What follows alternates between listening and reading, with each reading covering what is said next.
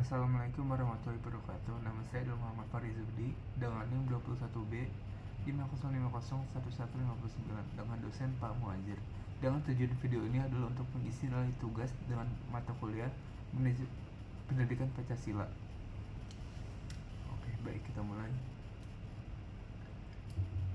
Konsep dasar ilmu politik meliputi beberapa hal, antara lain negara, kekuasaan, pengambilan keputusan, kebijakan umum, dan pembagian. Konsep dasar ilmu politik tersebut memiliki keterkaitan dengan ketersambungan satu dengan lainnya dalam sebuah sistem politik serta sistem pemerintahan.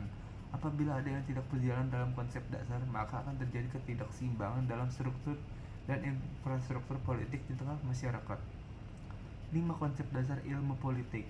Konsep dasar ilmu politik yang pertama, negara. Konsep dasar ilmu politik pertama adalah negara. Pengertian negara menurut tokoh sosiologi Max Weber adalah association with the legitimate monopoly of conserved force in a given territorial area. Bagi Weber, negara merupakan asosiasi dengan monopoli kekuatan koersif yang sah di wilayah teritorial tertentu. Oleh sebab itu, negara menjadi pusat kajian ilmu politik yang meliputi lembaga-lembaga kenegaraan sekaligus bentuk formalnya. Sedangkan menurut Roger H. Souto dalam An Introduction to Politics yang diikuti dalam tahun 1951, negara adalah sebuah agen maupun kewenangan yang mengatur maupun mengendalikan segala persoalan bersama atas nama masyarakat di dalamnya. Dalam buku The State of Theory and Practice yang pada 1947, Harold J. Lasky mendefinisikan negara adalah sebuah masyarakat yang diintegrasikan karena memiliki wewenang yang sifatnya memaksa. Tokoh ilmuwan politik Indonesia, Miriam Budiarjo, dalam bukunya Dasar-Dasar Ilmu Politik pada tahun 2007 mendefinisikan negara sebagai sebuah daerah teritorial yang rakyat di dalamnya diperintah oleh sejumlah pejabat yang berhasil menuntut dari warga negara dalam suatu wilayah ketaatan pada peraturan mengenai undang-undang melalui kontrol monopolistis terhadap kekuasaan yang sah. Dari berbagai pengertian negara di atas, maka dapat ditarik kesimpulan negara adalah suatu organisasi yang memiliki wilayah kekuasaan tertinggi dan sah sekaligus mendapatkan legitimasi dari rakyat, pemerintah, macam dan contohnya. Sebagai sebuah organisasi, negara yang memiliki struktur diferensiasi dapat memonopoli kekuasaan yang sifatnya memaksa sebab negara sebagai pembuat keputusan yang bersifat mengikat. Di sisi lain, negara juga memiliki kewenangan baik secara struktur maupun infrastruktur untuk memaksa secara fisik di wilayah kekuasaannya.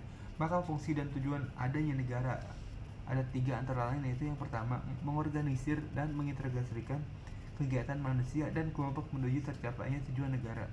Yang kedua, mengendalikan dan mengatur gejala-gejala kekuasaan yang asosial. Yang ketiga, melaksanakan dan mengatur sistem hubungan negara dengan warga negara serta hubungan dengan negara lain.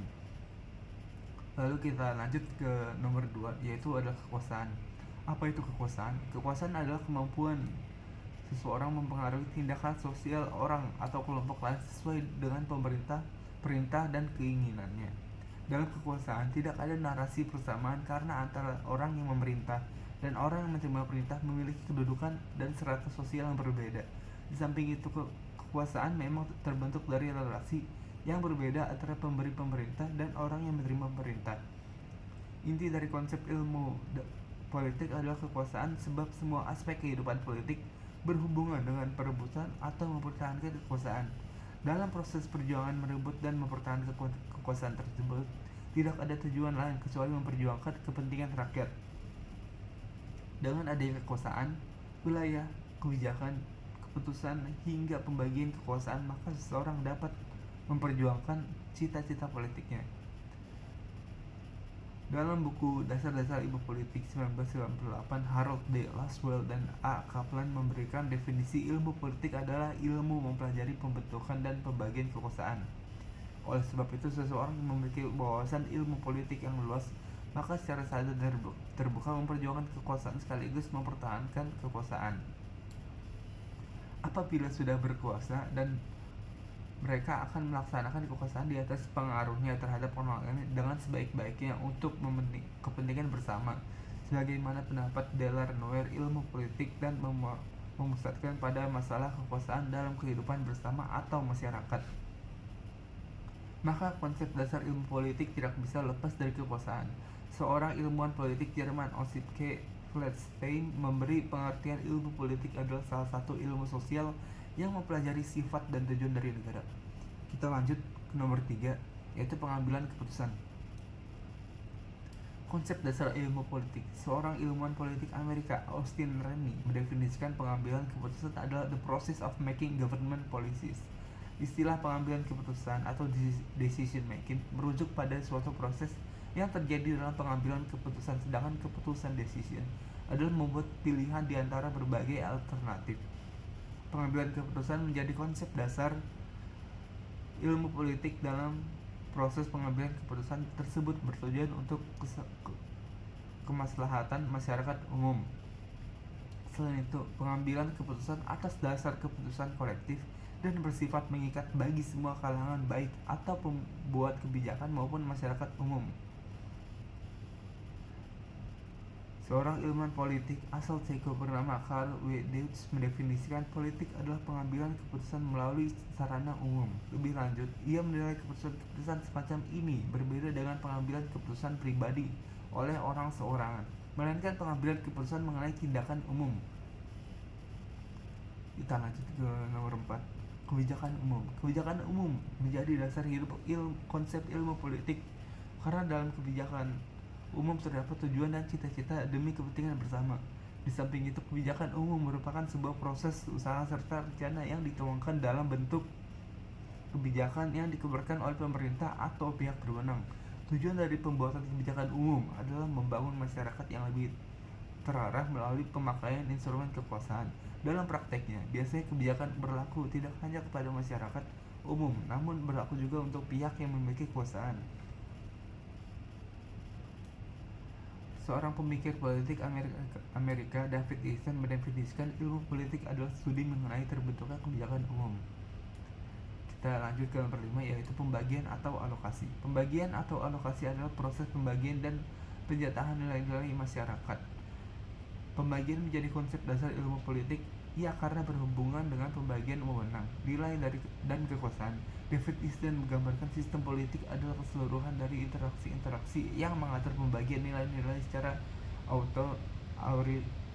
autoritatif atau berdasarkan wewenang untuk dan atas nama masyarakat. Sedangkan Harold D. Lasswell mendefinisikan ilmu politik adalah masalah siapa mendapat apa, kapan, dan bagaimana. Maka pembagian atau pengalokasian nilai secara mengikat dan seringkali tidak dilaksanakan secara merata sehingga menyebabkan konflik berkaitan dengan kekuasaan dan kebijakan pemerintah.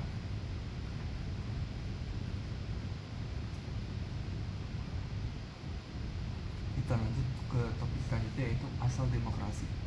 Dari zaman Yunani kuno hingga sekarang, definisi kata demokrasi telah mengalami perubahan menurut sebagian besar ilmuwan politik. Istilah demokrasi mengacu pada pemerintahan yang dipilih oleh rakyat, baik secara langsung maupun secara representatif atau perwakilan. Pengertian demokrasi menurut Ensiklopedia Britania, demokrasi secara harfiah dikuasai oleh rakyat. Demokrasi berasal dari bahasa Yunani yaitu demokratia, yang berarti pemerintahan rakyat. Demokratia berasal dari kata demos yang arti manusia dan kratos yang arti pemerintahan. Pada pertengahan abad 5, istilah demokrasi untuk menunjukkan sistem politik yang ada di beberapa negara kota Yunani, terutama di Athena. Dikutip dari Kiril.co, demokrasi berarti pemerintahan oleh rakyat. Istilah ini digunakan untuk berbagai bentuk pemerintahan di mana orang dapat mengambil bagian dalam keputusan yang mempengaruhi cara komunitasnya dijalankan. Secara singkat, demokrasi adalah pemerintahan dengan demokrasi yang telah dikembangkan sejak lama oleh orang Yunani kuno di kota Athena. Mereka mengumpulkan semua orang yang merupakan warga di negara di suatu area, tetapi tidak termasuk budak, wanita, orang asing, dan anak-anak yang tidak mempunyai hak pilih. Majelis akan berbicara tentang jenis hukum apa yang diinginkan oleh dan dipilih oleh warga negara. Dewan akan menyarankan undang-undang. Semua warga negara diizinkan di majelis. Dewan dipilih dengan undian. Para peserta di dewan akan berubah setiap tahun dan jumlah orang di dewan paling banyak ada 500 orang. Mungkin hanya itu saja materi-materi yang bisa saya sampaikan kepada Bapak dosen Pak Muazir dengan pendidikan Pancasila ini. Saya Muhammad Farizodi dengan NIM 21B5050111159, dan terima kasih banyak atas semua ilmu yang telah Bapak berikan. Assalamualaikum warahmatullahi wabarakatuh.